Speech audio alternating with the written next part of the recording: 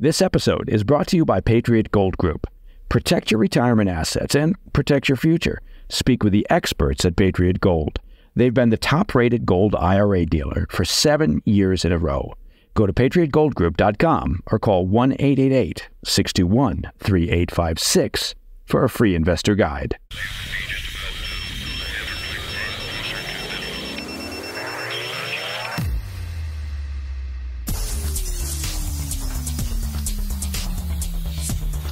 It's Thursday, 22 August. Welcome to the President's Daily Brief. I'm Mike Baker, your eyes and ears on the world stage. Let's get briefed.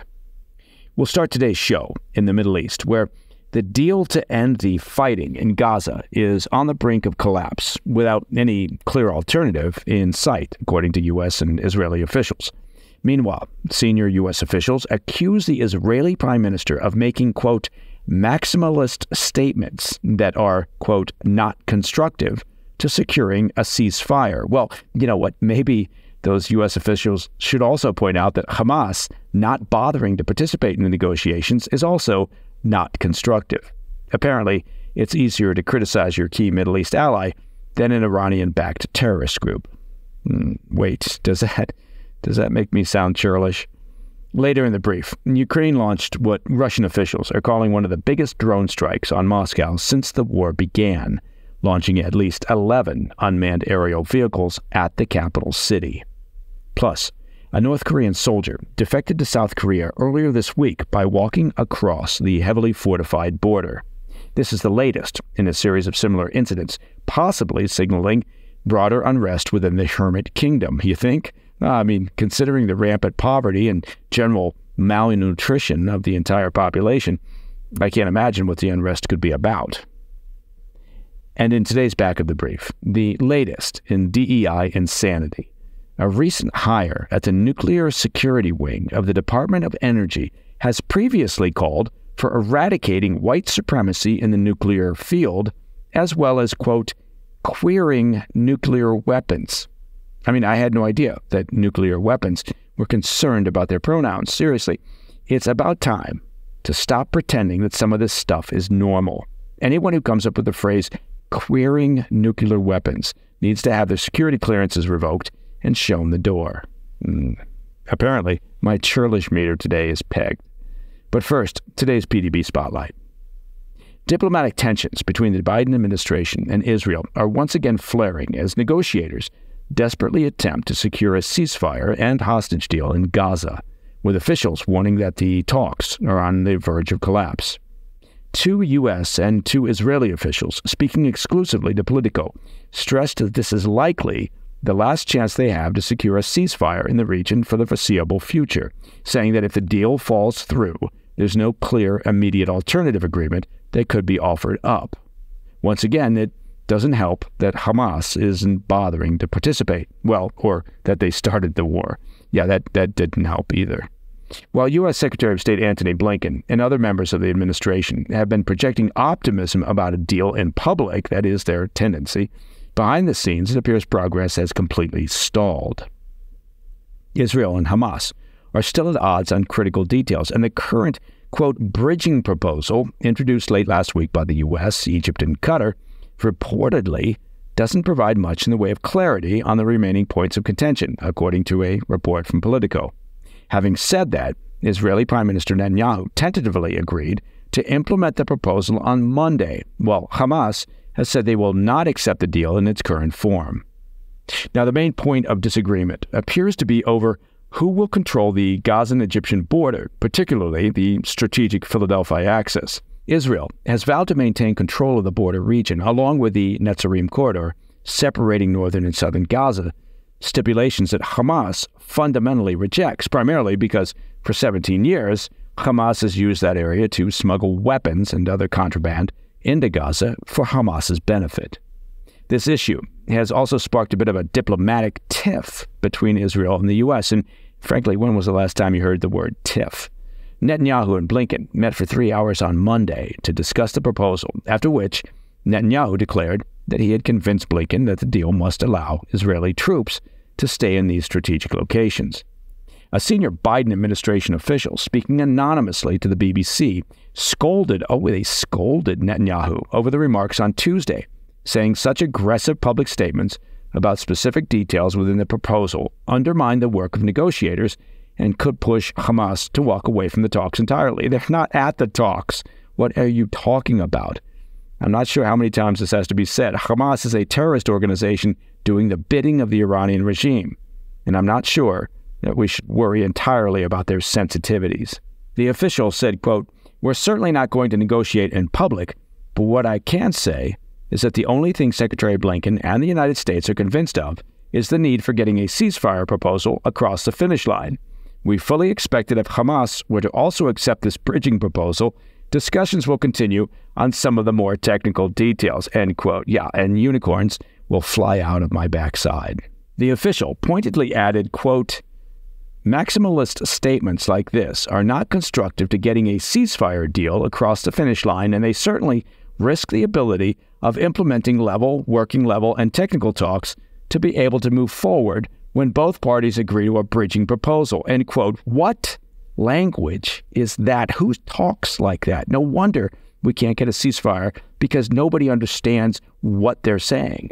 On Wednesday, in the wake of Netanyahu's statement, an anonymous Egyptian official with direct knowledge of the talks expressed skepticism that a deal would be reached, noting that the language of the proposal does not specify whether Israel would withdraw its forces from the strategic corridor in Gaza.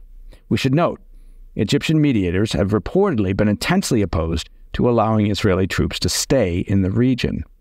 The Egyptian official told The Guardian, quote, "The Americans are offering promises, not guarantees. Hamas won't accept this because it virtually means Hamas will release the civilian hostages in return for a 6-week pause of fighting with no guarantees for a negotiated permanent ceasefire," end quote.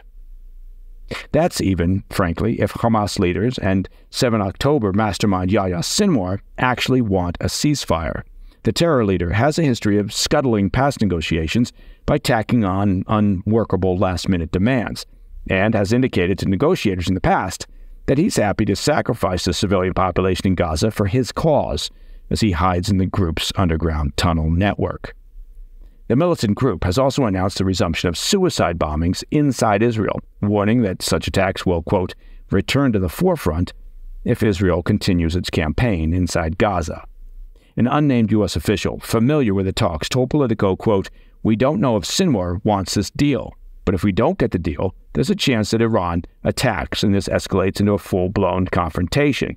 He added, "And that would be bad for the re-election chances of the Democrats." Okay, fine, I made up that last quote, but that doesn't necessarily make it untrue.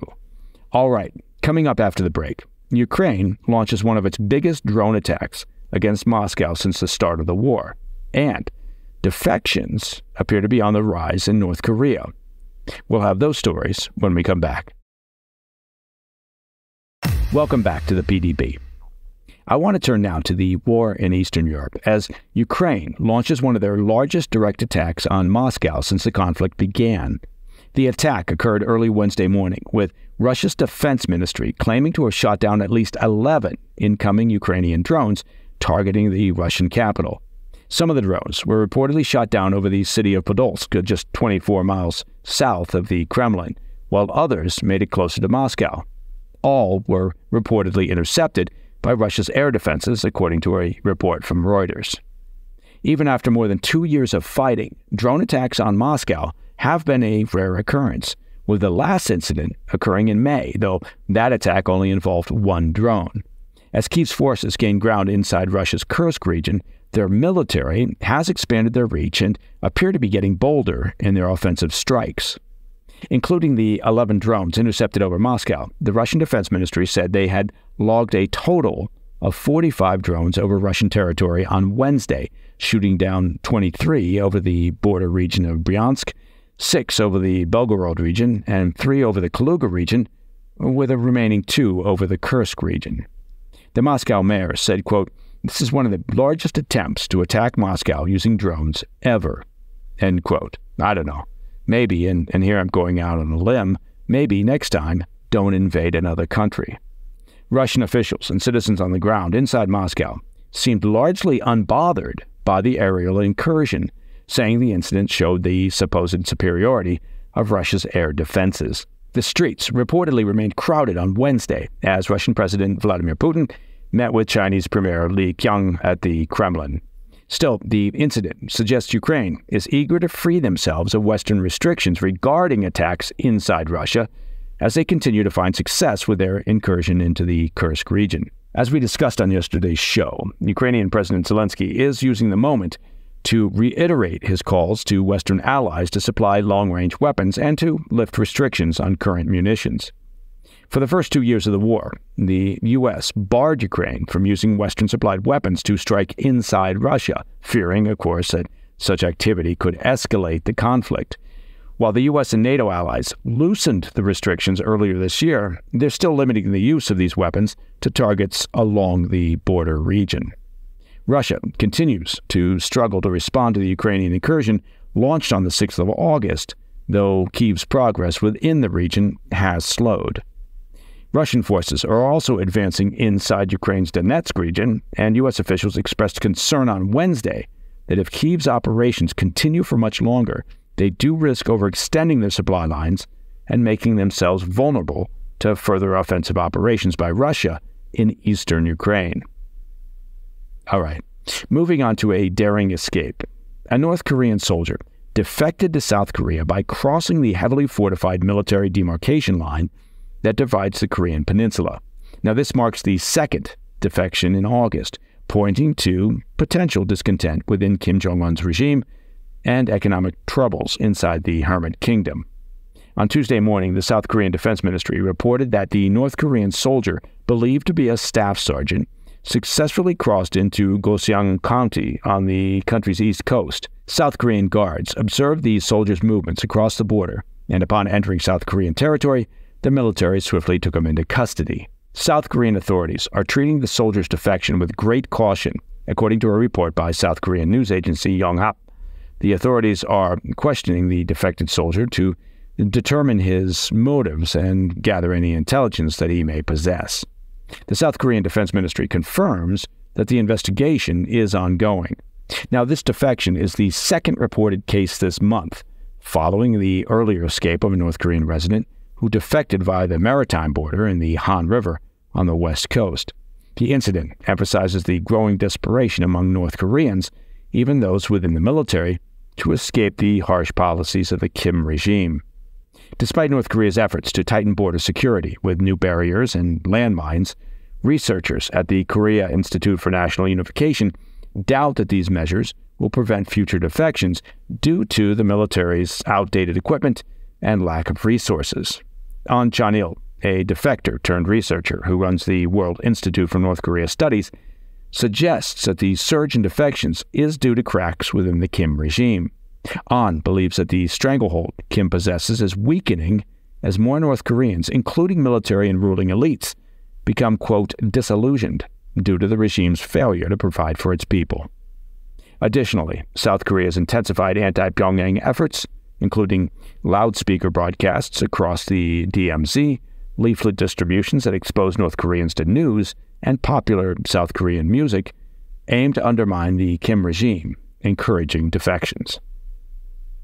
Okay, coming up in the back of the brief, DEI gone wild at the Department of Energy as the Biden administration announces a new hire who once called for the, quote, queering of nuclear weapons. I'll be right back. In today's back of the brief, I want to draw your attention to a recent appointee by the Biden administration. Now, her name is Sneha Nair, and she was appointed as Special Assistant of the National Nuclear Security Administration, the NNSA, which falls under the Department of Energy.